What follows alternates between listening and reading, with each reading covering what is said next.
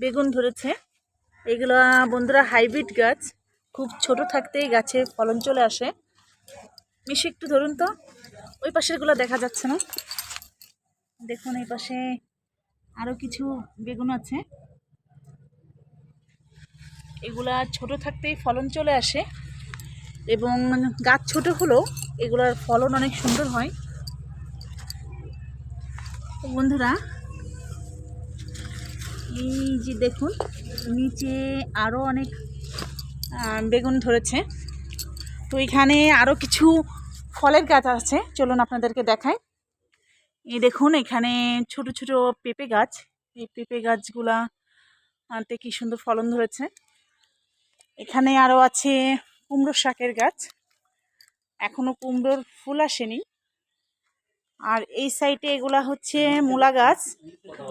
ইতিমধ্যে আমরা মূলার শাক খেয়েছি, কিন্তু মূলা এখনো ওইভাবে করে বড় হয়নি।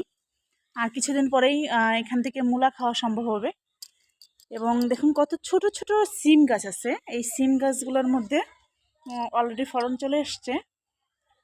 তো বন্ধুরা যে কোনো সবজি নিজের হাতে, বন্ধুরা এখানে এই যে গাছটা আমি মাত্র দেখতে পেলাম, এখানে কুমড়ো ফুল এসেছে।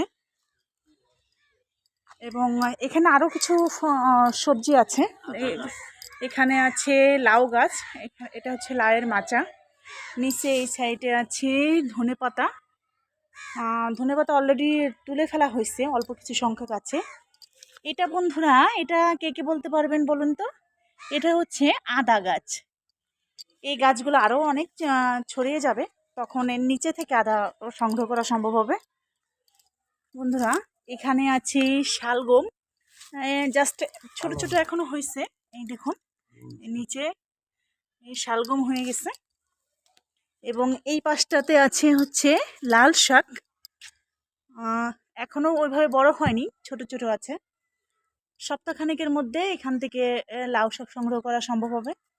এখানে মরিচের চারা রোপণ করা হয়েছে। আর এই পাশে আরও সিম গাছ আছে।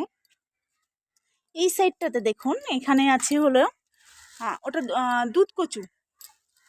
এই দেখুন এটা হচ্ছে দুধ কচু শাক। জাস্ট এখানে এমন কোনো ফলন নেই, ম্যাক্সিমাম ফলনের শীতের সবজিগুলো লাগানো হয়েছে। এগুলো হচ্ছে বোম্বাই মরিচের চারা। এবং এখানে আরও আছে হচ্ছে টমেটো গাছ। এখানে অনেক গাছ আছে এবং সজনে গাছ, আম গাছ। জাস্ট অল্প একটু জায়গা, বেশি জায়গা না, কিন্তু এই অল্প সংখ্যক জায়গার মধ্যে দেখুন কত সুন্দর করে সবজি গাছগুলো লাগানো হয়েছে। আসলে মানুষ নিজের হাতে কোনো কিছু লাগিয়ে সেই জিনিসটা যদি কেউ খায় এবং সেটা তৃপ্তি অন্যরকম।